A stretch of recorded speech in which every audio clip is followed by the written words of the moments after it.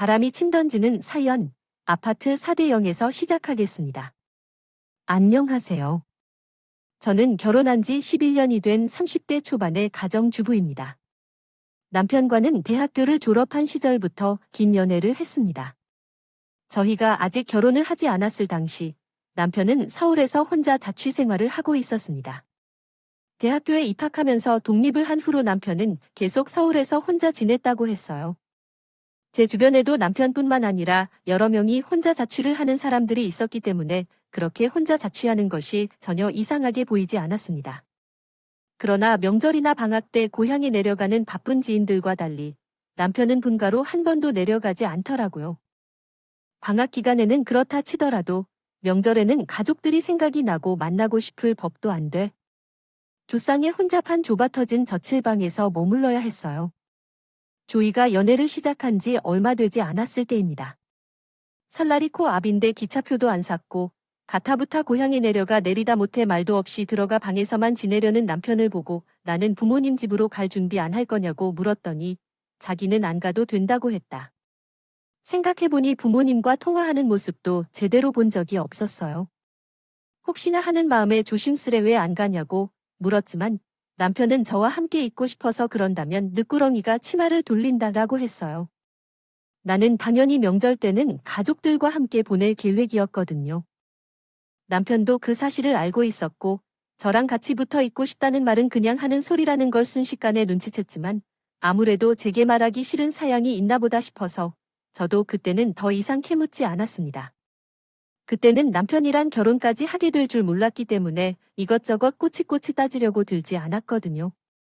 그렇게 수견회를 해오다가 우리 둘 사이에 본격적으로 결혼 이야기가 나오기 시작하면서 문득 그동안 남편이 한 번도 부모님을 뵈러 고향에 내려가지 않았다는 점이 마음에 걸리더라고요.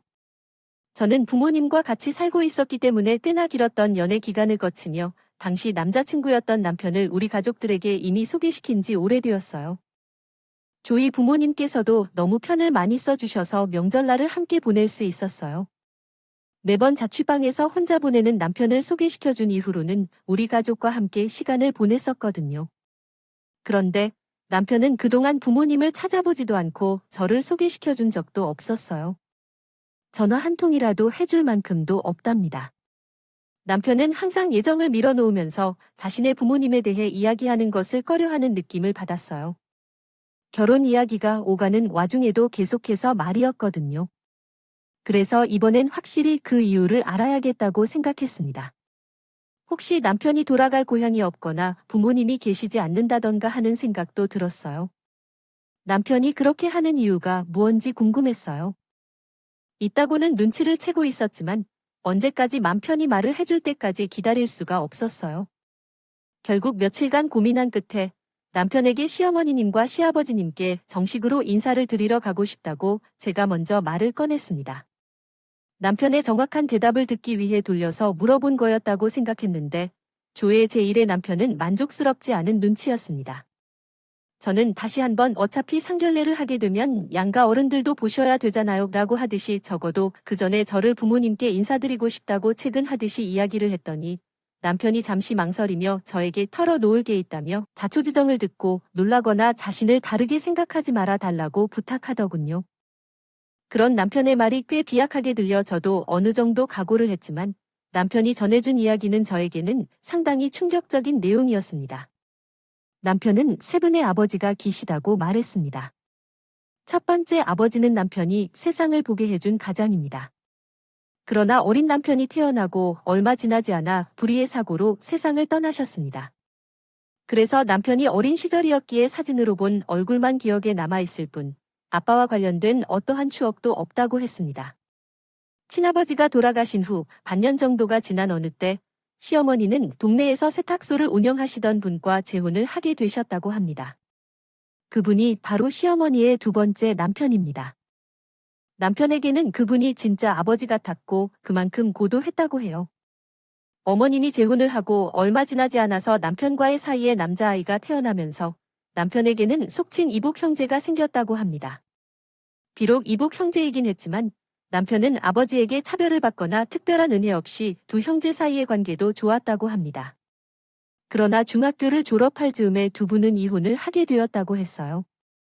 아버지와의 관계도 좋았고 형제끼리도 서로 친하게 지냈는데 어째서 이혼을 하게 되셨는지를 물었더니 남편은 잠시 고민한 후 어차피 결혼해서 살아가면서 알게 되는 일인데 숨길 필요 없이 직접 얘기하는 게 낫다며 나머지 이야기를 이어나갔습니다. 시어머니는 아주 나쁜 버릇이 있었습니다. 그게 바로 다른 사람의 물건에 손을 대는 습관이었죠. 예를 들어 두 번째 아버지께서 세탁소를 운영하셔서 희망해 하셨죠. 그래서 손님들이 가끔씩 비싼 옷을 맡기기도 했었어요. 그런데 어머님은 가끔씩 세탁소 일을 돕는 척해서 손님들이 맡겨놓은 옷을 몰래 빼서 가져오거나 했다고 하더라고요. 그것뿐만 아니라 동네 마트나 백화점 같은 곳에서도 필요 없는 물건을 슬쩍 집어오는 등 작은 사건이 많이 있었다고 합니다. 아버지도 어머니가 손님들이 맡겨놓은 옷을 입는 걸 알고 계셨지만 한동안 큰 문제가 생기지 않았기 때문에 이를 묵인해 주셨던 것 같습니다. 그러던 어느 날 세탁소의 손님들이 잠시 자리를 비운 동안 차의 손님이 깜빡하고 떠난 핸드백에 손을 댄 장면이 들킬 바람에 결국 경찰서까지 이르는 사건이 발생했습니다. 결국 이 사건으로 인해 동네에서는 시끄러운 풍문이 퍼져나가며 그 전까지는 조용했던 손님이 맡긴 옷을 입고 다니던 잠이 4시까지 모두 들키게 되었습니다. 풍문은 예상 이상으로 빠르게 확산되어 처음엔 별다른 일을 하던 분이었지만 풍문이 점점 커지며 결국 아버지가 운영하던 세탁소는 문을 닫는 상황까지 이르게 되었고 이 사건을 계기로 두 분은 헤어지게 되었습니다. 아버지와 남편의 차이가 나는 동생은 다른 지역으로 이사를 떠난 것으로 들려왔습니다. 그때도 아버지께서는 남편에게 원한다면 같이 있을래 물어봤는데 그러나 남편은 시어머니의 행동으로 죄책감을 느끼고 있었고 아무리 미워해도 하나뿐인 어머니를 떠나기에 차마 할 수 없었어요. 결국 남편은 아버지를 따라갈 수 없었고 지금까지는 연락만 주고받고 있습니다. 자기는 그분을 진짜 아버지로 여기고는 있지만 어머니가 서운해할까봐 연락 정도만 주고받을 뿐 그 이후로 찾아뵙거나 하는 일은 없다고 합니다. 어머니를 혼자 남겨두고 서울로 올라온 남편은 대학에 합격하면서 서울로 오게 되었고 어머니는 고향에 혼자 남게 되었다고 합니다. 서울에 혼자 올라와서도 남편은 다른 친구들처럼 휴가 때마다 어머님을 방문하고 오곤 했습니다. 그리고 남편은 군대에 입대하게 되었는데 군복무 중에 어머님이 7살 어린 남자와 세 번째 결혼을 하셨다는 소식을 듣게 됐어요. 그리고 남편은 어머님의 세 번째 결혼을 계기로 어머님이 계시는 고향에 내려가는 것을 막았다고 했습니다. 하지만 그 선택은 남편의 결정이 아니었다고 해요. 군복무를 마치고 원래는 복학할 때까지 어머님과 함께 시간을 보내려고 했는데 그 남자가 자기를 너무 불편하게 느끼게 해서 결국 어머님과 함께 시간을 보내지 못했어요. 또한 서울의 자치권을 다시 찾게 되면 고향으로 돌아가려고 했는데 어머님이 매일 같이 서울로 돌아갈 때의 모습을 보면서 혼자서도 서울로 도망치듯 돌아가게 됐다고 해요. 자취방을 새로 구해 첫 번째로 맞는 방을 찾았습니다. 추석 때 고향에 내려갔는데 어머님께서 그쪽 집에서 너무 불편하게 느끼신다며 명절 때 특별히 오지 않아도 된다고 말씀하셨습니다. 그래서 이후로는 고향에 내려가지 않았다고 합니다. 그러던 와중에 남편은 자취 생활을 이어가며 어머님을 보러 한 번도 내려간 적이 없었는데 그러던 중에 저와 만나게 되었고 결혼 약속까지 하게 되었습니다.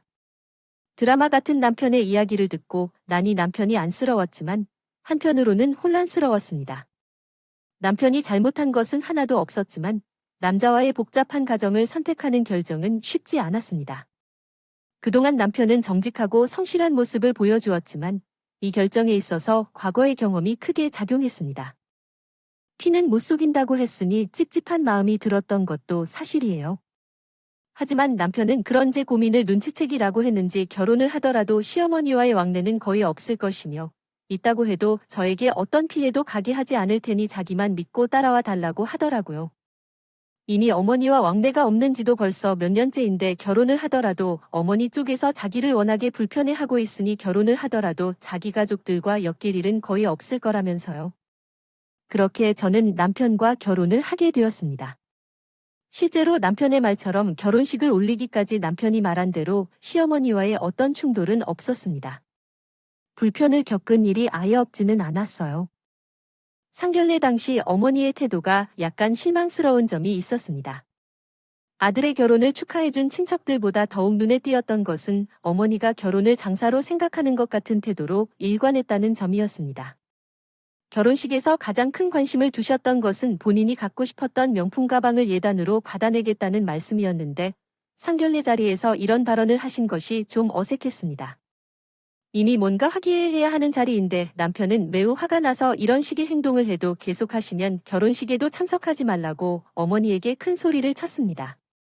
그 모습이 참 믿음직스러웠습니다. 남편은 어머니와 관련된 문제로 제가 신경 쓸 일이 없도록 약속했는데 상견례 당시 보여준 모습 때문에 그 약속에 신뢰가 갔습니다. 그러나 남편의 다짐과는 달리 현실은 예상치 못한 방향으로 흘러갔습니다. 조이가 결혼한 지 얼마 되지 않은 때였습니다. 시어머님은 다시 조이 남편과 함께 옛날처럼 잘 지내보고 싶어 하는데 중간 다리 역할을 잘 해주었으면 하는 바람을 전해주신 연락을 받았습니다. 그 당시에는 정말 어머님께서 순수한 마음으로 남편과의 관계 회복을 위해 노력하고 싶으시다고만 생각했습니다. 그리고 몇 주 뒤 시어머니께서 서울에서 지내시게 될 소식을 접했습니다. 지금 함께 사는 분께서는 20대 중반의 딸을 두고 계신데 그 딸이 저희보다 몇 달 앞서 시집을 가셨다는 사실은 상견례 때 어머님이 말씀해 주셔서 이미 알고 있었습니다. 그래서 우리 결혼식 날짜를 그 딸의 출산 예정일에 맞추어서 하면 좋겠다고 생각했습니다. 이런 내용을 한국어로 다시 작성하면 다음과 같습니다. 이번에는 출산을 하고 산후조리를 하기 위해 두 번째 방문하셨다는 말씀이십니다. 당신이 도와달라고 하시면서 말이었습니다. 그분은 자녀가 출산하고 산후조리를 받기 위해 올라오신다는 얘기를 했습니다. 저는 속으로 내 딸도 아닌데 산후조리를 하신다니 정말 대단하시다고 생각했습니다. 우리 자식에게 어떻게 그렇게 대단한 모성애와 책임감을 보여주지 못한 것인가 하는 생각이 들었습니다. 솔직히 산후조리를 도와주러 오신다는 말은 조금 거북스럽게 느껴졌습니다. 시어머니가 내게 전화를 해서 정확한 이유를 말씀하셨습니다. 3주 동안 계셔야 한다는데 집이 너무 작아서 당신이 계실 곳이 필요하다고 하시는 것이었습니다. 없다며 저희 집에 계시면 안 되겠냐는 거였어요. 생각지도 못한 부탁을 해오셨기에 당황스러웠지만 저는 시어머니께 그건 어려울 것 같다고 말씀드렸습니다. 솔직히 남편과 피 한 방울도 섞이지 않는데 신우라는 생각조차 안 들기도 하고 설령 100번 양보해서 그게 제 신우라고 해도 신어산 오졸이 도와주러 오시는 건데 왜 잠은 저희 집에서 주신다는 건지도 이해가 되지 않았습니다. 제 기분이 나빠 있기도 했고요. 그렇지만 시어머니는 저에게 이참에 저희 집에 계시면서 남편과 오해도 풀고 싶다는 핑계를 대셨습니다. 그 말을 듣고 나니 방금까지 다른 사람 자신 말이었던 자기 자식에게 나 잘하지 않는 걸 생각한 저였기에 무작정 안 된다고 할 수가 없었습니다. 없어졌어요. 일단 남편과 이야기를 해보겠다고 말씀을 드리고 전화를 끊었어요. 남편에게 전화를 걸어 방금 있었던 이야기를 전하니 남편은 어이없다며 깊게 한숨을 3번 내쉬었어요. 하지만 남편도 제 눈치를 보는 듯 했습니다. 말투에서 약간 아쉬움이 남아있는 듯한 걸 느꼈어요. 결국 저는 3주밖에 되지 않고 잠만 주무시는 다 하시니까 작은 방을 내드리자고 했습니다. 솔직히 제가 그런 게 상됐습니다. 이렇게 나는 판까지 모두 깔아놓으니 두 사람이 앞으로 어떻게 될지 모르겠지만 내 탓은 못할 거라는 계산이었어요. 그렇게 며칠 뒤에 시어머니께서 우리 집에 오셨습니다. 3주 동안 아기 봐주러 오신 분은 형형색색의 옷과 신발로 가득 차 있었습니다. 이는 큰 문제가 아니었습니다. 하지만 진정으로 골치 아프게 한 것은 아침마다 패션쇼를 하시는 분이 아기를 봐주러 가게 한다는 것이었습니다. 그분께서는 제 옷이나 가방뿐만 아니라 다른 물건에도 손대고는 말씀하셨지요. 물론 한 번 걸쳐보라거나 신어보라거나 입어보라고 허락을 구해 말씀하셨지만 실제로는 허락을 구하는 것이 아니었습니다. 게다가 제 물건을 빌려가면 제때 돌려주는 예의조차 없었습니다. 예를 들어 올해 초봄에 큰 마음 먹고 구매한 명품 가디건을 말도 없이 빌려가서 몇 날 며칠 입고 계셨습니다. 결국 제가 돌려달라고 말한 후에야 저는 안타깝게도 아무 대답이 없어서 제가 그것을 시어머니께 그냥 돌려드렸다고 생각했었다는 황당한 변명을 하셨습니다. 그 순간 시간은 금방 흘러서 이사 후 3일이 지났습니다. 이 사건만 아니었다면 저도 남편과 헤어지지 않았을 것 같아요. 앞서 말했듯이 시어머니는 제 옷과 가방을 항상 탐내셨습니다. 그러던 중 어느 날 친정어머니가 선물로 사주신 명품 가방을 또 제게 들고 아기를 안고 떠날 것처럼 가져가셔서 그저 탄식밖에 못 내었습니다. 그날 저도 저녁에 약속이 있어서 그 가방을 챙기려 했지만 가방이 사라진 걸 보고 정말 짜증났습니다. 그럼에도 불구하고 숙모께 전화해 따지려고 하는 것은 좋지 않은 것 같아요. 저는 참았습니다. 그런데 다음날 드레스룸을 확인했을 때 여전히 가방이 보이지 않았어요.